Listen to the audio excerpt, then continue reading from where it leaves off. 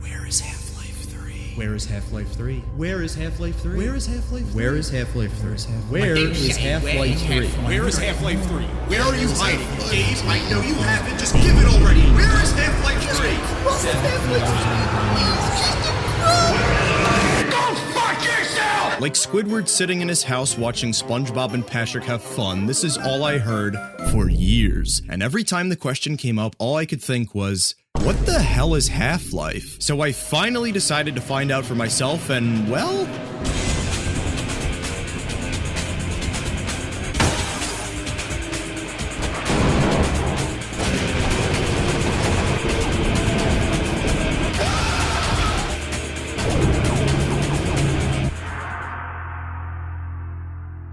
yeah, looks like I haven't missed much. Before we venture any further though, I'd like to first thank you all for attending my Bible study and my Shadow of the Colossus review. Leave a comment to be featured in my next video, and lastly, thank you to my charitable patrons Stin, Dotman, Jesse, Angel the Foe 3, Papa Noob 345, and my newest patron, Dirty Dumb. I first decided to play the original version of Half-Life, even though there's a remake out there. I just wanted to, before anything else, experience the classic in its true form. You play as Gordon Freeman, a scientist with a thid in theoretical physics working for Black Mesa, a government-owned research facility researching a bunch of bullshit, performing bullshit experiments leading to a bunch of bullshit happening. It starts with you getting a neat little guided tour of the base, meeting your colleagues, endangering the status of their jobs, toying with their food, and that's all well and good. It may not seem like much on the surface, but the amount of interactivity you've got to play around with here is pretty crazy, especially considering this game's from 1998. Shortly after, you're introduced to the hazardous environment suit. Then you head off to perform your nifty little experiment, which goes completely off the rails as Gordon shoves this crystal into a reactor, ripping open a hole in space-time to the border world known as Zen, causing a bunch of creatures from this dimension to invade Earth. Where is the almighty Black Mesa security force to save us? Somebody needs to take control of this situation right now! Why? This was known as the Resonance Cascade, or the Black Mesa Incident, and serves as a chilling introduction. Dead security guards and scientists litter the hallways as the lower levels of the facility burst at the seams and you watch everyone die. And then witness those same dead people be zombified by head crabs. As you try to make it to the surface, you of course encounter survivors who are either easily convinced to join you, I refuse to go another step. Yes. or refuse to join you because they'd rather wait for the military to rescue everyone. I'm going to stay here and wait for my colleague. Yeah, alright, that's fair. Initially, the only means of defending yourself comes in the form of your trusty crowbar, but as you venture forward, your arsenal increases with generic weapons like some pistols, a shotgun, an SMG, and a rocket launcher. You also get a crossbow, which is perfect for long-ranged attacks, as well as for handling the Ichthyosaur? Which is this crazy underwater creature you have the pleasure of dealing with from time to time. You get some really fun and more unconventional weapons as well, like the gauze gun, which is introduced in a great way. It's much too unpredictable. Don't let it overcharge. What do you mean, overcharge?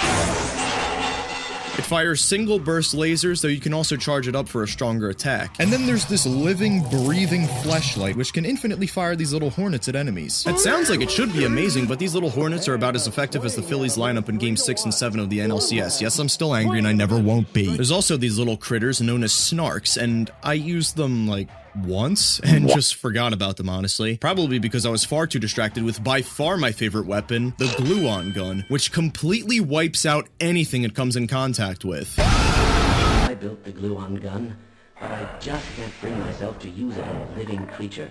You don't look as if you have any trouble killing things.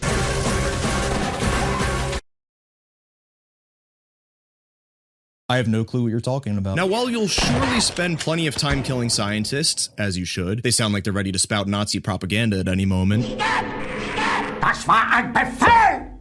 Der Angriff Steiners war ein Befehl! You'll also be killing tons of different aliens. I've already talked about the head crabs, which are, although some of the smallest enemies, well, that's exactly what makes them so annoying. These leaping lunatics pop in and out of nowhere and all over the place. I hate them. You've also got other creatures like the hound eyes, which run right up to and discharge cute little shockwaves, bull squids, which projectile vomit all over you, the which I've already mentioned, the barnacle, which is one of the most useless enemies in the game as it just dangles its dong and snatches you up if you get caught by it, but you really have to not be paying attention to be caught by one of these things because these guys are so oddly placed, they're hardly a hazard most of the time. But you can't forget the most famous and integral aliens from the Half-Life universe, the Vortigaunts, which they weren't known as at this point, but they're the most devious little bastards. Get back here, you little shit! You can't just spawn behind me and do that! There's even a variant of these guys simply known as the alien grunts, and they sport those shitty little hive hands. They're a lot weaker than they look. Like seriously, these hulking mutated monsters are easily beaten to death by a crowbar. I did have to laugh though when I came across this about them on the Half-Life wiki under the trivia section. The alien grunt seems to show triumph when it kills the player. This ranges from taunting the player to feasting on their corpse. Seriously, don't be intimidated by the wiki, they're really not that threatening, and that can be said for a lot of the aliens, because honestly, outside of a few exceptions you'll see later, these Zen creatures become the least of your worries, since soon enough the military shows up and starts killing everything.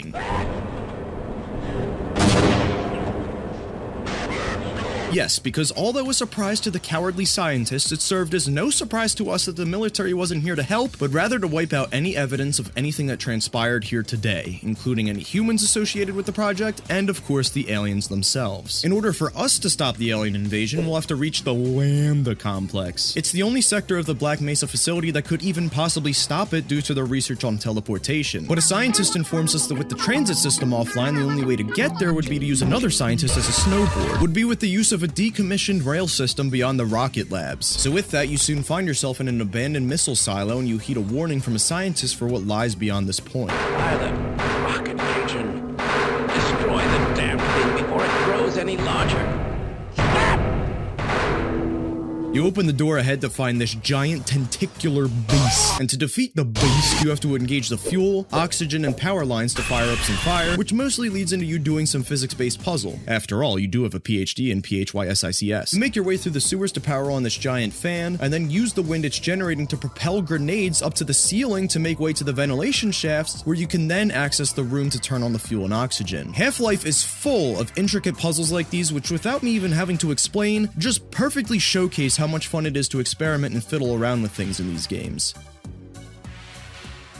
Until that experimenting rips a hole into another dimension. This is all to say that yes, you do have a lot of shooting shit dead in these games, but there's also just as much puzzle solving and platforming to be done, even if the platforming is ass. You could just be climbing a ladder and shoot off to the side like a bar of soap sliding around in the tub. The other half of this chapter is a bit pissed though, not because of platforming, but because after taking a bath in piss, you make your way to this generator that another cowardly scientist is camped out on. This man easily could have just hit these two buttons and then went into hiding, but instead this spineless dork cowers in fear, having contributed nothing worthwhile to our cause. Fuck you! You then crawl your way out of the piss pool, but I'll be honest, I have no idea how you're supposed to survive this jump if you're low on health without the will of God. The fall damage in this game is some bullshit at times. Or should I say, screwed. You barbecue the tentacle monster and follow its source through to more tunnels filled with radioactive waste before arriving at the old rail system. However, it's occupied by this gargantuan beast known as the Gargantua.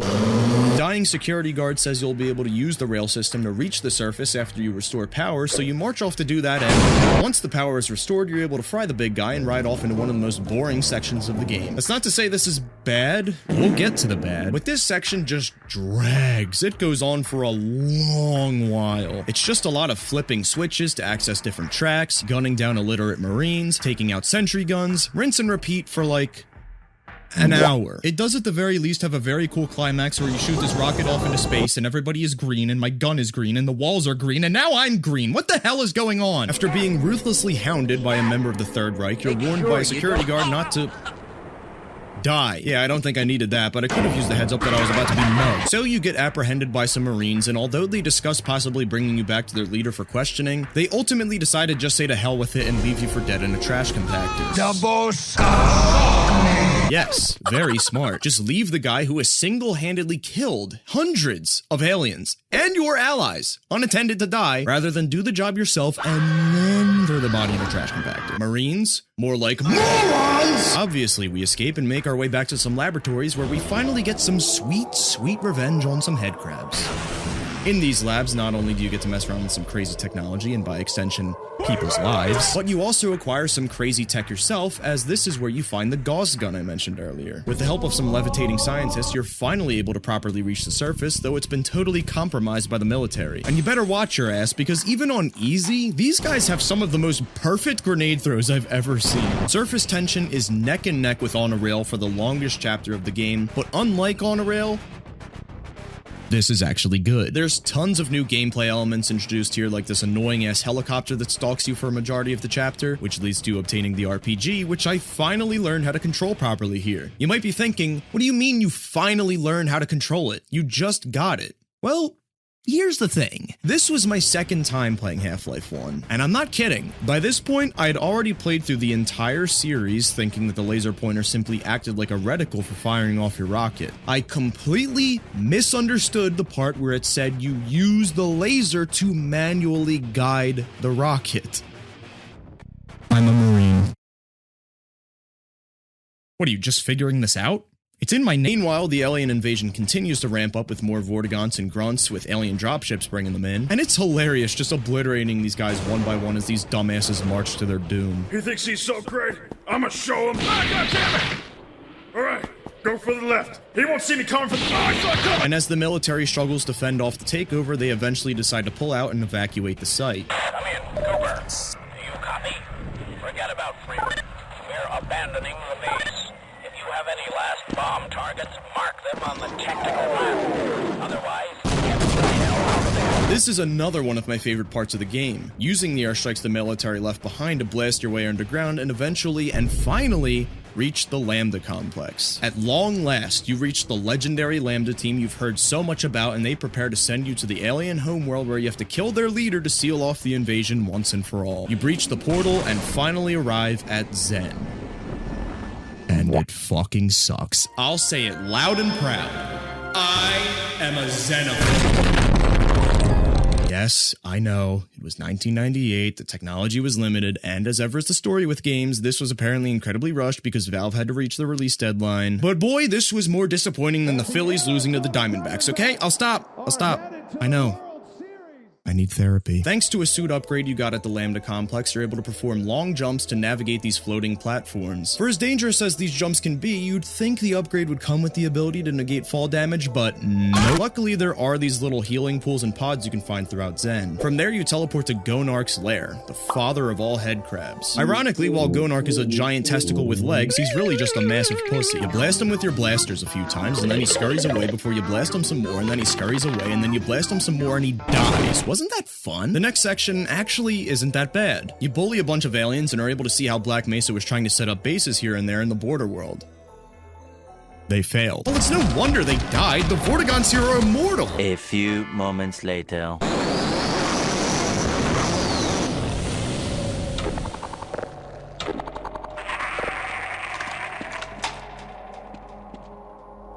Just when you thought it couldn't get any worse, you confront the Nihilanth, the big-brained boy responsible for enabling the Zen creatures to continue their invasion of Earth. Credit where it's due, the Nihilanth is a pretty imposing foe, and the arena you combat it in is incredibly spacious and makes for a cool setting for what should be an incredibly climactic interdimensional battle.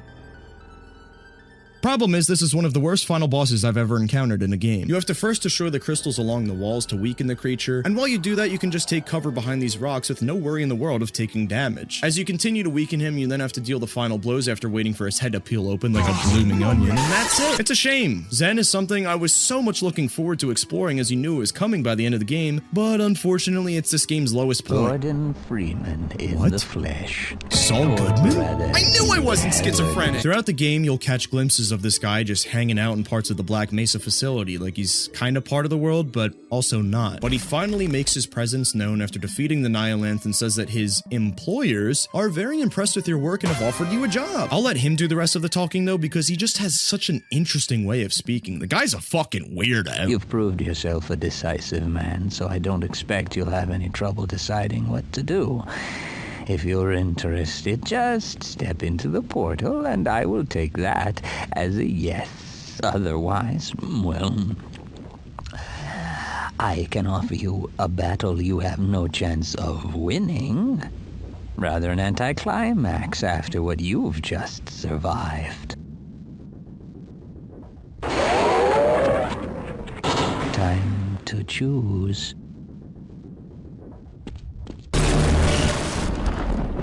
Wisely done, Mr. Freeman. I will see you up ahead.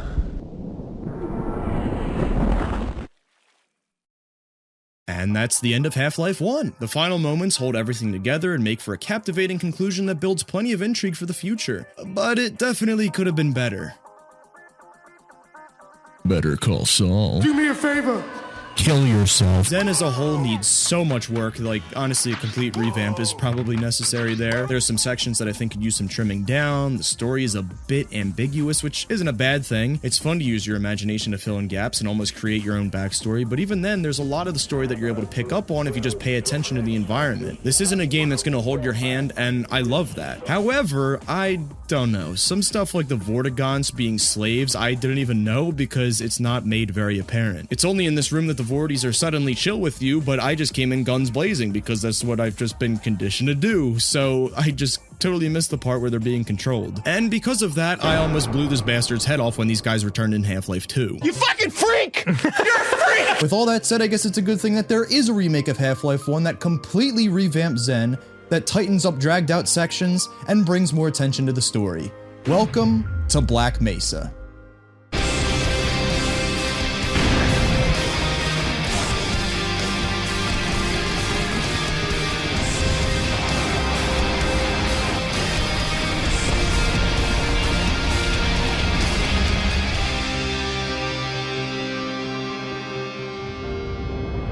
Black Mesa isn't just a one-to-one remake of Half-Life 1 with updated graphics. Although it follows the same premise and is largely similar in its approach and level design, it's also a thorough reimagining, making not just little tweaks to gameplay and AI where the team saw fit, but also rebuilding Zen from scratch, cutting down like a third of the runtime of chapters like on a rail, and they even added GLaDOS. First, let's start with the minor adjustments. The platforming controls are so much better in this. Ignore that. It's a little tweak, but even the long jump in this version, instead of holding control and then hitting space to jump, you just hit space twice like a double jump, and you're able to long jump in any direction you want, rather than just straight ahead, which makes the combat way more interesting. And how about fall damage? No such concepts even exist in Zen, and on Earth, they nerfed the hell out of it. The atmosphere and overall presentation in this version is quite different from the original. The horror-like presentation, at least in terms of environmental design, eases up as the game progresses. Here, things are coated with much darker tones. There's almost a horror-like ambience to many of the areas you come across, more in line with the approach Half-Life 2 took. The intro in Black Mesa is arguably even scarier, and sections like where you have to power up the rail system are way creepier due to it being way darker. And the giant monster down here is much more imposing because of that. But it's not just this guy that feels more imposing. All the Zen creatures feel much tougher and more aggressive, except the Hound Eyes, they just watch TV now. Welcome to Shadow of the Colossus, one of the most overwhelmingly critically acclaimed— I hate this channel. The bull squids, though, man, they got buff as hell. It takes an entire SMG magazine to put these guys down. I don't get how the grunts can still be so weak, though. It just blows my mind how pathetic these guys are. Some of the weapons themselves even feel a decent bit different. The standard pistol feels better to handle. You're able to aim down your sights with the Magnum. The shotgun carries so much more weight behind it. And with the Source Engine's goofy-ass physics, it's an absolute blast to use.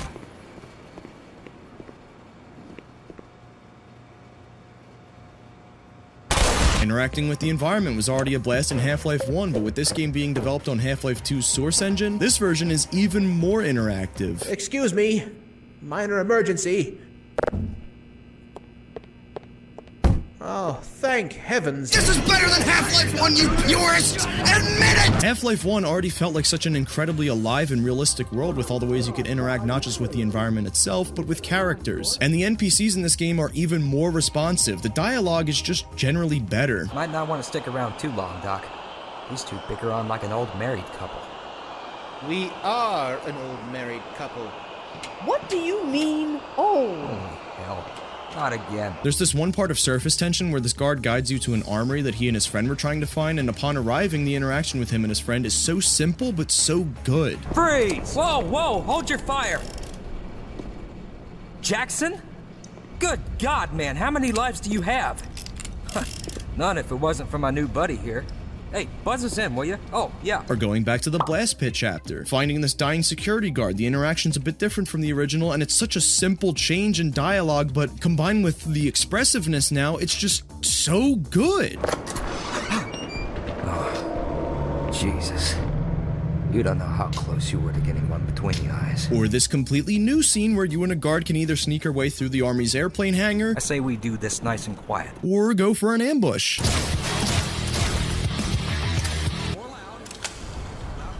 They even expand on the struggle the military has with the aliens. You do see the escalation of that in Half-Life 1, but here it's so much more brutal as you bear witness to them fighting a battle they just can't win. Mostly because of me.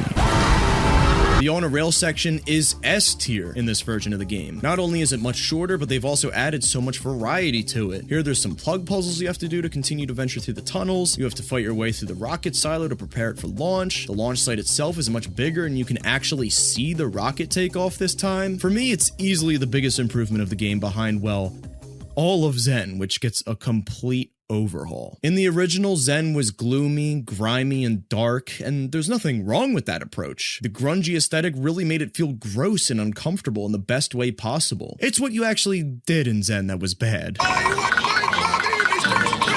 Like before, you jump through the portal at the Lambda complex and are flushed through this radiant vortex and are given a peek of the Nihilanthe before being transported to this dimly lit cave. Venturing forward, you're greeted with one of the most beautiful and luscious environments you'll ever see in a game.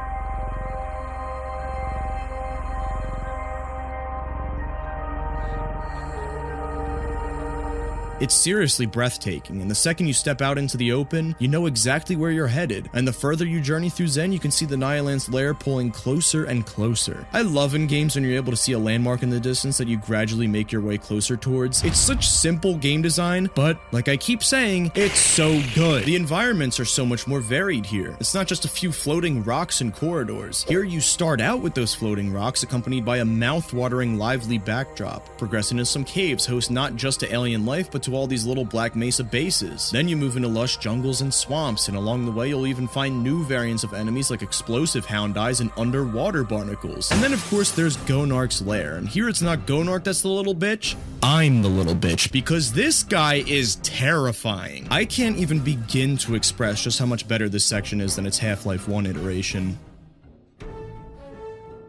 I will now begin to express just how much better this Black Mesa Gonark is an absolute menace. The fight starts out similar to the original, but now he's hyper aggressive and can even hurl logs and shit at you. Once you weaken him a bit, you'd think you're going into the same old chase him down routine, but those expectations are quickly subverted, because as you explore his lair, it's no longer you chasing him, he chases you. And at any moment, you're just waiting for him to pop out and strike as you can hear him stalking you beyond the cave walls. Don't bother going for a sneak attack, and definitely don't let him corner you because he will rock you or shit. The final phase of the chapter has you two duking it out to some incredible music, and it's easily one of the best moments in the whole franchise for me. Gonark's lair was absolutely exhilarating in Black Mesa, and probably the biggest improvement this game makes. We then transition into Black Mesa's interpretation of the Interloper chapter, and this is another one that is pretty much completely different. You actually see some of those big alien grunts beating the Vortigaunts into submission. You stumble upon a Vortigaunt village, and it's made blatantly obvious here that the Nihilanthe is using these little guys to mind control the Vorties and turn them against you. Now that stuff is all interesting and cool, but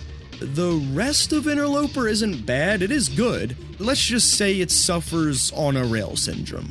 It drags. A lot of it is just doing these puzzles where you move certain plugs and wires around and shoot these blobs as you continue your ascension towards the Nihilanthe. There's other neat platforming puzzles and stuff too, as well as this awesome chase sequence towards the beginning of the chapter being pursued by a bunch of those giant aliens. But by this point, I was ready to be done with Zen for like an hour. It doesn't help that for as much as I really do like the first section of Zen, there's a lot of those cable puzzles there too. And again, they're not bad or frustrating, but it did get repetitive. But despite that, this chapter is massively elevated by the certain areas where you're able to infinitely use the gluon gun, so I was having a great time. And you're able to make the most of it with the tower where you make your final ascent towards the Nihilanthe as you slaughter his minions and blow the place to bits, before finally arriving at the gateway you saw way back from when you first stepped into the world of Zen. It's one of the most gorgeous and serene moments I've ever experienced in a game, accompanied by a beautifully optimistic score. Stepping into the portal, you finally confront the Nihilanthe, and structurally speaking, it's pretty faithful to the original, but with a lot less teleporting and a lot more spectacle. Hellfire fire rains down and even throws cars at you.